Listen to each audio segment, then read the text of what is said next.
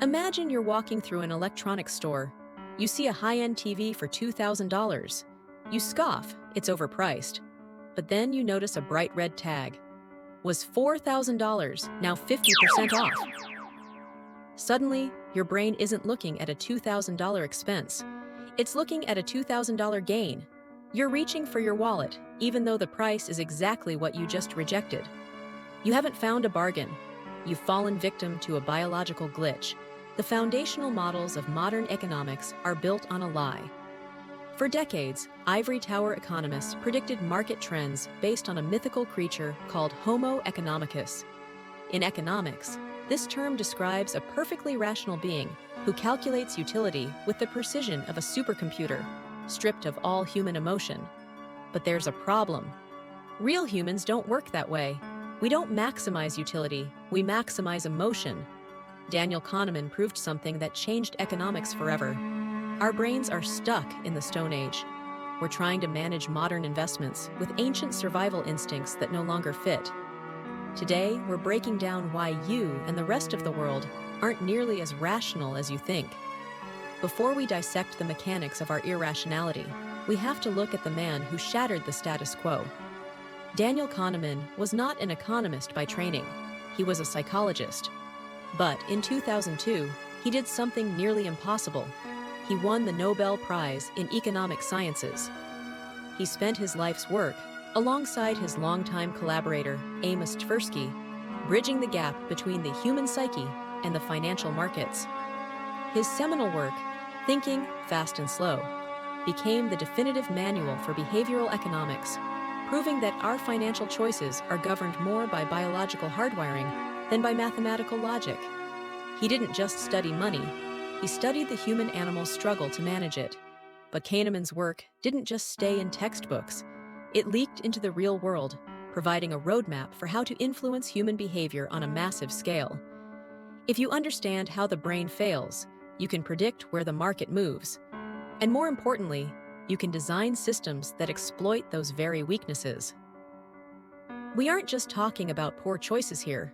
We're talking about the invisible rules that run the world economy and big business.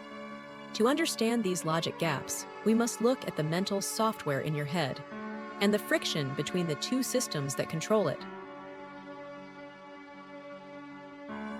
To understand why markets crash, or why you fall for sales labels that aren't actually sales, you have to understand the architecture of the human mind. Kahneman divides our thinking into two distinct systems. System 1 is the pilot. Lightning fast, emotional, automatic, and limited. It's what helps you read someone's facial expression or jump back from a snake. In finance, it's the gut feeling that makes you panic buy Bitcoin at its peak because of FOMO. Or it works while panic selling or impulse buying. And this brings us to the most ubiquitous symbol in modern capitalism, the giant red sale sign in a storefront window. This isn't just an announcement of a price drop, it's a psychological operation. By showing you an original price that is artificially high, the retailer sets an anchor. Your brain stops asking, "Is this shirt worth $50?" and starts asking, "Can I afford to lose out on this $50 discount?" You aren't calculating value anymore. You're reacting to a perceived loss of opportunity. System 2 is the engineer. Slow, controllable, smart, rational, logical, and calculating. It's the part that does your taxes or compares mortgage rates or portfolio rebalancing. System 2 is incredibly lazy. It consumes massive amounts of energy. To save power, your brain defaults to System 1 for almost everything. We make trillion-dollar economic decisions based on instinct, and then use System 2 to post-rationalize why we were smart all along.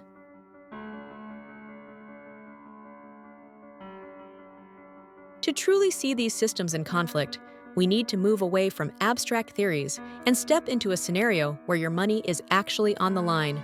Let's play a game. There are 2 rounds in this game. In round 1, you have $1,000.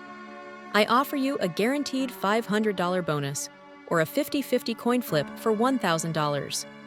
Most of you take the guaranteed $500. You're risk-averse. In round 2, you have $2,000. I offer you a guaranteed $500 loss, or a 50-50 coin flip where you either lose $1,000 or lose nothing. Suddenly, most people choose to gamble. Mathematically, the outcomes are identical, but psychologically, they feel worlds apart. This is loss aversion. Kahneman proved that the pain of losing $100 is twice as powerful as the joy of gaining $100. In terms of economic impact, this explains why investors hold on to zombie stocks that are crashing, hoping to break even to avoid the pain of the loss, while selling their winning stocks way too early just to feel the safety of a small gain. This behavior creates massive efficiency gaps in the global market. Since System 2 prefers to stay idle, your brain looks for cheats to make quick decisions. And these cheats are exactly how marketers and the advertising sector set traps for you. Because System 2 is lazy, it uses heuristics, mental shortcuts. They saved our ancestors from predators, but they destroy our bank accounts. The most dangerous among these is the anchoring effect. Remember that $2,000 television from the beginning of this video? The one you only bought because you saw a "was $4,000" sign? That is anchoring in its purest form. Your brain anchored to that first, higher number, making the second price feel like a victory, regardless of the TV's actual value. Kahneman famously demonstrated this with a group of students. He asked one group if Mahatma Gandhi died before or after age 9, and another group if he died before or after age 140. Obviously, both numbers are absurd, but when asked for his actual age of death, the age 9 group guessed an average of 50, while the age 140 group guessed 67. The brain simply couldn't shake the influence of the first number it heard. This is why luxury brands put a $50,000 watch in the shop window. It's not there to be sold, it's there to be an anchor. It makes the $5,000 watch inside look like a steal by comparison. In the world of finance, you aren't always buying a product, you're buying the distance from the anchor. Humans are notoriously bad at probability. Suppose you roll a die with 4 green faces and 2 red faces. Which sequence is more likely to appear? A. Green, red, green. B. Green, red, green, green, red. Most students choose B because it looks more like the dice's ratio. But logically, A must be more likely because it is a shorter sequence contained within B. This is the conjunction fallacy. We choose stories that feel right over right math. This is exactly how speculative bubbles start. We fall in love with a narrative, like the dot-com boom or AI, and ignore the underlying probability of failure. But the glitches in our biological software go deeper than just misinterpreting numbers in the present. Our brains also struggle with the ghost of investments past. We have a profound, irrational inability to let go, even when every logical signal tells us to cut our losses. This is where your history starts to dictate your financial future, often to your detriment. Why do governments keep spending billions on failing high-speed rail projects? Or why do you keep fixing a car that's clearly a lemon? This is the sunk cost fallacy. Rationally, the money you've already spent is gone. It should not matter. But System 1 hates wasting it. Combined with the endowment effect, our tendency to overvalue things simply because we own them, we end up trapped in failing investments, bad houses, and stagnant business models. But why? Why is being rational so incredibly difficult for us? The answer is buried deep in our evolutionary past. Our brains were not designed for the modern world of high-frequency trading and compound interest. They were optimized for survival on the African savanna. For our primitive ancestors, loss didn't mean a dip in a stock portfolio. It meant starvation or death. In that environment, loss aversion wasn't a glitch. It was a survival guarantee. When you saw a limited resource, much like a sale sign today, the instinct to grab it immediately was more logical than planning for a future that wasn't guaranteed. We are effectively trying to navigate a 21st century global economy using 50,000-year-old hardware. The problem isn't that we are stupid, It's that our survival instincts are tragically outdated for the world we've built. The shocking truth revealed by Daniel Kahneman isn't that we make mistakes. It's that our mistakes are systematic and predictable.